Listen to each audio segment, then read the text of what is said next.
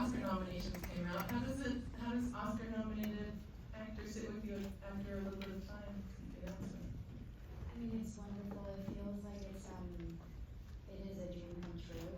It's something that we spend so much time convincing ourselves like, oh, it's okay if it isn't. But then all of a sudden, just by magic, you end up here, and you're just, I'm filled with joy and gratitude for sure. It's such an incredible performance and demands so much acting, dancing, singing. When you first signed on, what did you think would be most exciting about having to pull all that off? The opportunity to reconnect with parts of myself, of my craft, that were such important parts of my life in my formative years, like being a dancer. As a New Yorker, I've always said that you're kind of born with jazz hands, and then you have to unjazz your hands. Everything is a musical, and years later, all of a sudden, I'm 46 years old, and I've realized I haven't done these things in over 20 years. I miss it. Is this something that I did once, or is it still in me? And being a first generation Latina, Spanish is my first language, and I'm very proud of my cultures and my roots and where my family and where we come from. But I've never been able to really incorporate all of that part of my identity in my craft. So there was that desire to want to do something in Spanish. The musical aspect, now that was just the icing on the cake. I was, how can I ask for so much more? I just wanted to do something in Spanish and I wanted to dance again. Tell me about, once you said yes, what the training entailed for you. What ended up being sort of the most challenging part of getting ready? I mean, I can break it down in parts. The main thing was getting inside Etha's head and not having a topical approach to her. Because just on the surface, everything about these women's world just scared me. They're not. I don't really have a life that can be compared to the lives that they were living, and yet I had so much compassion for them. And I feel like once you really take time and you break something down, you end up actually discovering that you may not only be 6 degrees of separation to someone, you may just be 3. And not getting in my own way for Etha's sake was the most challenging part. Not justifying her, but being in her skin and understanding what she was going through. Elements of feeling overlooked and burnt out and underappreciated, underpaid, impotent in environments where she, as a woman of color, she just couldn't exist, in equal form to her male counterparts, and defining those moments for her. It's like, are you cynical? No, she's not. And not if she gets cynical, but we'll get to that one. How desperate she was and how sad she was, wanting to break free and shatter this glass ceiling. So that was one challenge. The other challenge when it came to song and dance was much more technical, and I just used words. My brain takes time absorbing information in words and also in choreography and numbers. So I needed that time. I needed that space to do it. And luckily, I was in a production, and even though it's an independent production and it was going really fast, we had time to do all that. Tell me about the preparation for, as you're saying, sort of getting her mental headspace. Are you inspired by other people? Are you inspired by characters of fiction? Where do you pull inspiration from? Everywhere. Through sense memory, moments in my life where I felt like the environment that I was in, I felt like an alien in my own environment, so I used that. Growing up in Latin America, I grew up partially in the Dominican Republic, and I know things have who we are, even though the pace may not be as fast as we would like, we are moving, and at least we were moving in the right direction. And for women and women's rights. But there were moments in which I would look at the environment and it felt incredibly uneven and favorable towards men versus women. So tapping into that and not being scared to feel vulnerable with that sort of truth, that reality. So yeah, it was, and also women around me. I think I've been surrounded my whole life by professional women in academics, in science, in business, in life that work twice as hard and are not really recognized for their efforts. So everywhere I looked, I had more than enough, ammunition to put into Rita. I'm sure lots of people in this audience are fans of your other work, the Booth from the Giant Blockbuster. The space work? And that. amazing. All of the television shows. I love Lioness as well. But what did those other projects? How did they sort of influence your work in this? Your experiences on previous films? I'm discovering that I'm creating a pattern, or I've had a pattern of being a part of stories or being a part of characters that are, that there's something deeper than just, oh, it's entertaining, that there's something provocative about what the subject at matter, is about. Sorry, Spanish is taking over when I get nervous. I forget English, so si empiezo a hablar español, por favor, perdón. I start talking in Spanish, please forgive me. And Lioness was that for me. I may not share the same ideals that a lot of these characters in the show have. But my curiosity was about exploring the lives of women in service. Whether or not they're on one side or another in a political party, women serve just as much as men. They're patriots and they believe in what they do, and sometimes they leave their families behind to put your family first. And I wanted to understand that because it's so different from who I am as a person. And the opportunity to work in a Taylor Sheridan, story where dialogue is very heavy. I convinced myself that I can only do films where I have a sword and I'm green or blue and I'm doing something or I'm speaking in some alien tongue.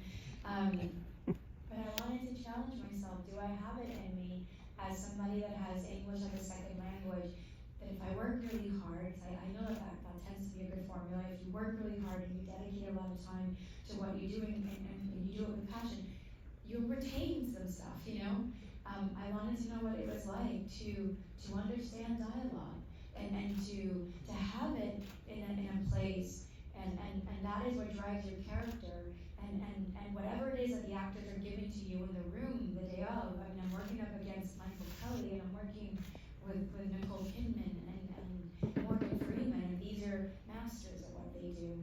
I wanted to make them proud. I wanted them to feel like, she's not done. So that's why I took on this challenge of Lioness. Yeah. But your question was, did they help me for Riga? Yeah. I think everything that you do. As actors, I love to be that type of actor. Maybe I will when I grow up, but I completely remove myself and you don't find a trace of me anywhere in the characters that I'm doing. But I can't. I'm very passionate and I have really strong opinions and I have really strong impulses and those lead into my characters. So and each and every one of them. And maybe the silver lining in all of the characters I play is me. And maybe that's okay. Rita there was more about me in Rita than in any of the characters I've played lately. And that's what makes me extremely proud. As a Latina woman, there's a lot of conversations that I've wished my whole life being Latina to have and to bring up into the surface. that sugar that helps the medicine go down. Sometimes, art is that way that makes us all feel comfortable and brings us into a neutral space where we get to see something that may scare us, may make us feel exposed, may enlighten us, may inspire us. And if that is the case, then art is fulfilling its purpose. So Rita, for me, fulfills a very big purpose of playing someone that represents communities that I'm very proud of, but I also know they're on their ongoing journey of evolution, like everybody is. And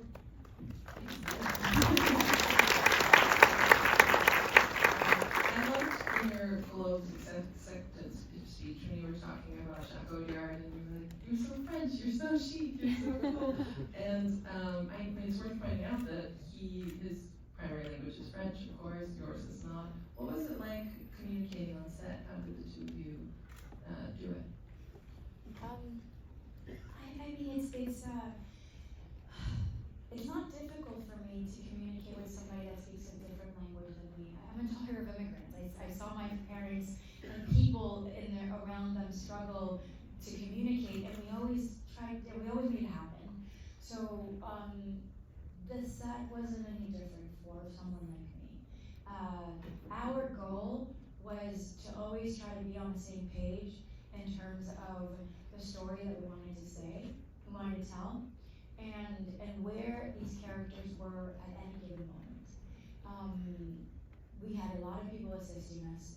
We had also, in addition to English and French, we had Spanish to lean into. We had sometimes Italian. So I was grabbing any romantic language word.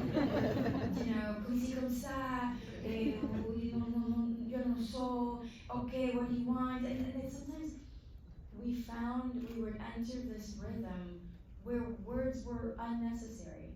He would be sitting in Video Village and I would be finishing a tape, and we would just look at each other and it was like, I know, yeah, exactly, I get it. But we didn't exchange anything.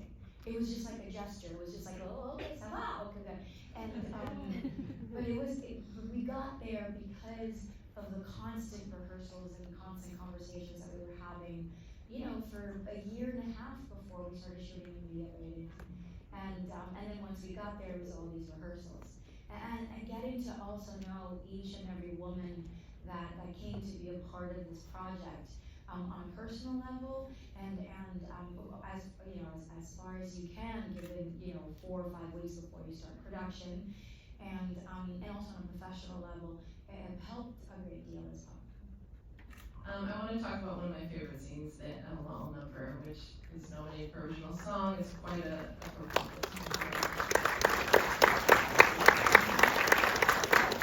what was the preparation like for that number, and what was sort of your main goal for pulling it? How did you know when you pulled it off, I guess? Oh God, did I? The day I look at you and I go, I pulled that off. Like, please tell me. All the feels. I was so nervous. I relied on my preparation. I rehearsed constantly. And then I also trusted that the morning of, I just needed to kind of put it all on the table and let it all go. And know that moment for Rita was not about getting that step right and that hand gesture right. It was about being what Rita was. And Rita was in such a place of, she felt disdain and guilt and pressure and paranoia and cynicism, and she was just tough. And it was her release that I needed to sort of feel more. And that only came from the fact that for weeks on end, there was a lot of preparation, so I could get all of that out of the way. It was exhilarating. It was incredible because also I work better in numbers, with people. I'm not really a solo person. I feel like I need collaboration in my life in order for me to continue growing. And when you fall into a cadence with other individuals, it just feels really magical when there's an unspoken word. So working with Jacques and getting to a place where there was an unspoken word with Emilia, with the choreography, Camille and Clément, and knowing that they felt secure that I wasn't gonna fuck up their songs and say a key that was completely off track, and then getting to dance with the Steadicam operator, Sasha, who, I think he's still under 30. He's not even 30 yet, guys. So he has the joints, the healthy joints, that Steadicam, and run backwards with all that equipment because I'm running and he's right there parallel with me. So it was about being in that rhythm with Sasha, so that when I came with that movement, he wasn't gonna slam that camera into me, or I wasn't gonna slam into Sasha. When am I gonna jump on that table? When is, so it was, and then all of a sudden, you figure out all these little things, and then the music starts, and you don't even see anything there. You don't even notice where Sasha is. You don't see where the light is coming from. You're just in that moment of playing kind of this superior creature that Rita has inhabited in that moment. And that was, I taking that moment off was great, because I like to pride myself in being extra humble, but when I was doing it while the camera was on action, it felt really bad.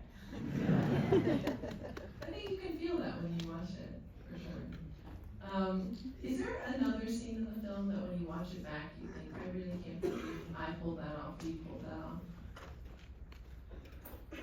Yeah, Aero, the very first introduction that sets the tone for Emilia, for this story, was also a piece that I was putting a lot of pressure on myself, because it was the first, and I needed to make sure that I understood what she was doing. This is a lawyer that believes in her practice, but she's not practicing it for good, and she knows it, and it's eating her inside. But she's part of a machine. She's part of a system where she stopped thinking for herself a long time ago, and she's just using her abilities for that, and yet she's germinating this closing argument, and this is where Rita is, of course, but then, the macro kind of perspective, which is the film, the story, you have to set the environment, you have to set the tone. You're setting the rhythm that everybody is going to then be on and follow for the rest of the story. So there was a lot, that we were putting on with Aero. And I remember the very first day we started shooting on a Friday, and we shot the 7-Eleven kind of bodega, where she's thinking and she's opening the fridge and everything, and I remember Jacques wasn't really feeling it. And that causes you to panic as an actor. It's your first day of production, and you immediately think that it's you. Obviously, I'm an actor too, so I think everything's about me, but it's okay. And you think it's me. I'm not giving him what he needs. I'm not giving him what he needs. We go away for the weekend, because it was on a Friday. We go away, we come back on Monday. He goes, I figured out a way in. He needed to figure out what it was that was working, and how he needed to move that, and what it was that was not working, and he did not want to repeat it for the rest of the movie. So that was my favorite moments. Finally understanding when everything was kind of falling into place of, oh, this is what we're doing. This is a dystopian, location. This is a hyper real reality. This is not reality. This lives here. And song and dance are going to be the moments of breath for these characters to basically share their inner thoughts, their inner fears. And we're going to have these transitions that need to be seamless. Okay, I get this now. This is more fantastical than I thought. And that was exciting. We're almost out of time, but I am curious how this experience changed you as an actor. I want to answer that in two parts. As a person, it introduced me to a trance experience at close range, and I appreciate everything that I walked away just learning. And as a professional, it repurposed me. I'm not done. I'm only 46. Yeah. I'm not